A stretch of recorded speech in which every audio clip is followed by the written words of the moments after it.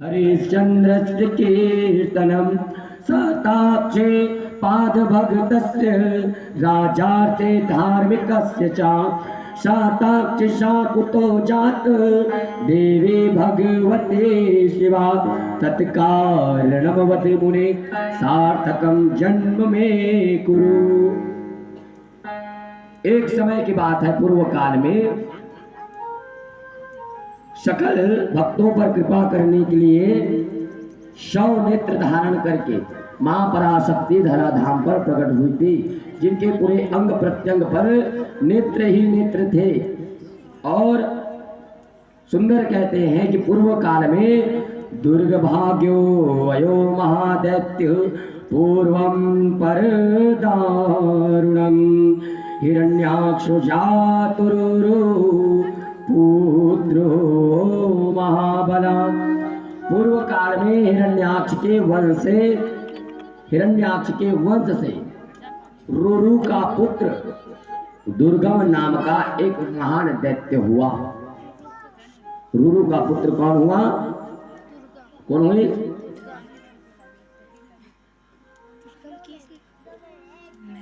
दैत्य दुर्गम। तब दुर्गम दैत्य जब प्रकट हुए तो जब धीरे धीरे यौवान हुए तब सोचने लगा कि इस संसार में अगर मेरे हाथों में वेद आ जाए, ब्रह्मा का वेद मेरे हाथ में आ जाए तो क्या मैं तो साक्षात भविष्य कर्ता हो जाऊंगा, पास्ट फ्यूचर परफेक्ट के जानने वाला हो जाऊंगा, भूत भविष्य वर्तमान का। और जितने पंडित हैं उनके अगर गायत्री कवच मेरे पास आ जाए तब तो क्या मैं साक्षात गायत्री को अपने बस में कर लूंगा, ये सोचा दुर्गम दैत्य। तो क्या किया जाए? तो सर्वप्रथम क्या तपस्या करना पड़ेगा ब्रह्म जी का। और यही सोच करके क्या वो एक बार दुर्गम दैत्य हिमालय पर्वत पर गया है और हिमालय पर्वत पर जा करके सुंदर ब्रह्मदेव के तपस्या करना प्रारंभ किए। एक पैर पर खड़ा है, दोनों हाथ ऊपर उठाया, ओम ब्रह्मदेवाय नमः, ओम ब्रह्मदेवाय नमः, ये वेद ध्वनि करके ब्रह्म की उपासना करना प्रारंभ किया दुर्गम दैत्य। ओम ब्रह्मदेवाय नमो नमः, ब्रह्मदेवाय नमो नमः, ब्रह्मदेवाय नमो नमः, ब्रह्मदेवाय नमो नमः, ब्रह्मदेवाय नमो नमः, ब्रह्मदेवाय नमो नमः, ब्रह्मदेवाय नमो नमः, नमो नमः, ब्रह्मदेवाय नमो नमः, ब्रह्मदेवाय नमो नमः, ब्रह्मदेवाय नमो नमः, ब्रह्मदेवाय नमो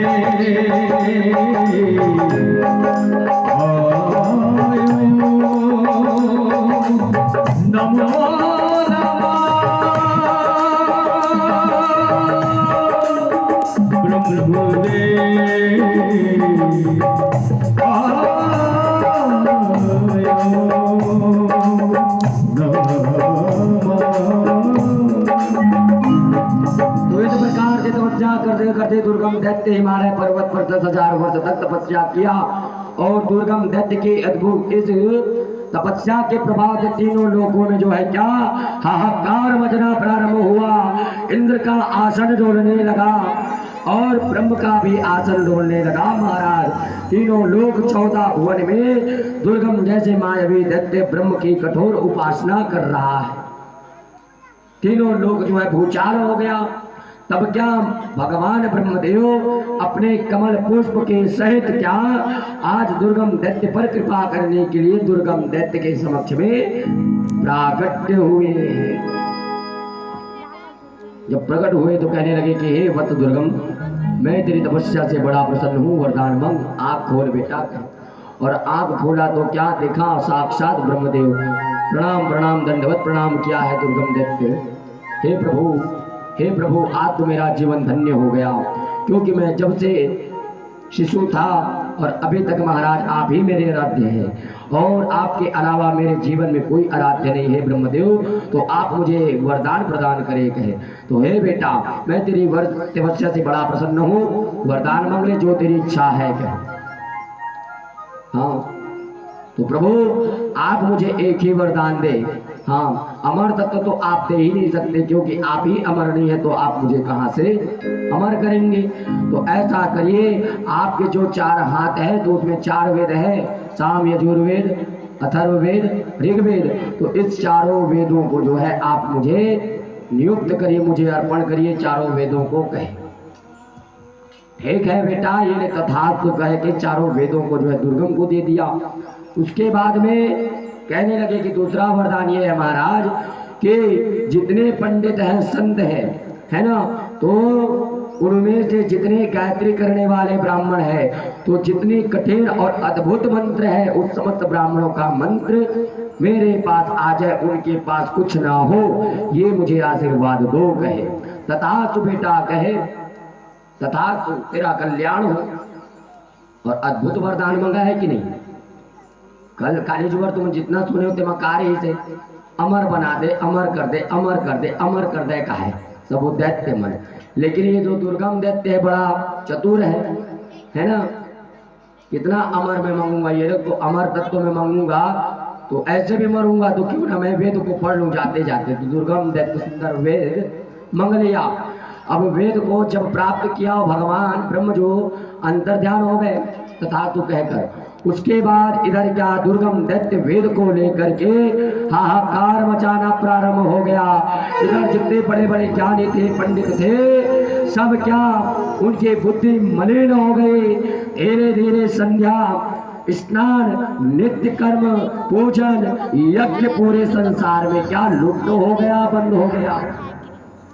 अब कौन वेद का ज्ञान दे और कौन शास्त्र का ज्ञान दे, कौन पुराण उच्चारण करे।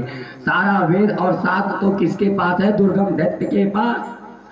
पूरे सृष्टि पूरी कायनात क्या अबोध हो गई, किसी के पास कुछ ज्ञान नहीं। न स्नान करता वहां का मानव, न पूजन करता, न होम करता। और इन्हीं के कृपा से जब स्नान ध्यान बंद हुआ, होमन यज्ञ संध्या बंधन ब्राह्मण बंद कर दिए, तब क्या धीरे धीरे ऐसे करते करते 100 वर्ष व्यतीत हुआ। और जब जगह जगह होम ही नहीं हुआ, यज्ञ नहीं हुआ, तो बारिश भी होना बंद हो गया। हाँ, जो यज्ञ करते हैं ना, तो यज्ञ से होता क्या है, समस्त देवी देवता तृप्त होते हैं। क्या बोलते हैं आहुति डालते समय? बुला गए हो? जोर से बोलना पड़ रहा हो तो जोर से बोलो। क्या बोलते हो? स्वाहा, है ना भाई? तो स्वाहा साक्षात सनातनी देवी है, उन्हीं का नाम उच्चारण करते तब देवताओं को प्राप्त होता है। और बिना स्वाहा किए बिना सांकला छोड़ेंगे ना तो किसी को प्राप्त नहीं होता। वो किसको प्राप्त होगा?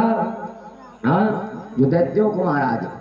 तो इसलिए स्वाहा शब्द बोलना चाहिए, क्योंकि स्वाहा बोलने से देवता तृप्त होते हैं। और स्वधा किसको बोलते हैं? स्वधा क्यों बोला जाता है? स्वधा भी बोलते हैं नहीं, तो स्वधा क्यों बोला जाता है? स्वधा बोलने से पितरों को जो तर्पण प्राप्त होता है। पितर पक्ष में तर्पण देते ना, कौन कौन देता है? देवर वाले मन। पितर पक्ष में सभी लोग देते हैं नहीं अपने पितरों को, तो क्या बोलते हैं? अपने गोत्र, अपने परदादा का, पिता का नाम, पुनः अपना गोत्र, अपना नाम बोल करके छोड़ते हैं ऐसे अंगूठे के द्वारा, उसमें स्वधा बोलते हैं। तो स्वधा भी साक्षात सनातनी का अंश है। तो स्वधा से पितरों का तर्पण करते हैं, स्वाहा शब्द से देवता तृप्त होते हैं। ठीक है, तो आज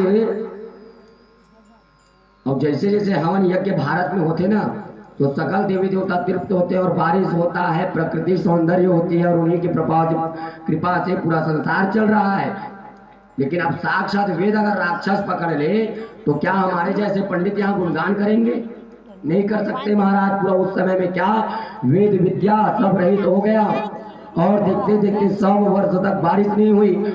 और दुर्गम दैत्य भी हर तरफ क्या सताने लगा, वहां के राज्यों को राज्य में जा जा करके हर तरफ कोड़ा मारने लगा, पीटने लगा, ब्राह्मण को सताने लगा कि आज से अहम ब्रह्मा अस्मि द्वितीयो नहीं नास्ति कहे।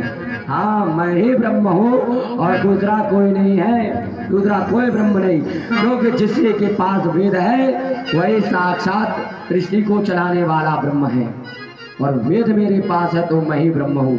तो संसार में मेरा पूजा करो, और जो भी ब्रह्म के उपासक करेगा उसका मैं सर्वनाश कर दूंगा। बड़े बड़े ऋषि महात्मा भी स्नान करना भूल गए। संध्या जो त्रिकाल संध्या करते थे वो भी बंद हो गया। त्रिकाल संध्या का बड़ा अद्भुत है गायत्री। हाँ आज भी है। जितने वेद हैं है ना भाई, 4 वेद 6 7 18 पुराण, तो सकल शास्त्र पुराणों की जननी कौन है? प्रेम से बोले गायत्री मैया के। गायत्री साक्षात सनातनी वेदों की है ना। और जो ब्राह्मण जो संत त्रिकाल गायत्री करता है तो महाराज उनके कंठ में उनकी जिह्वा में साक्षात सरस्वती प्रकट होती है।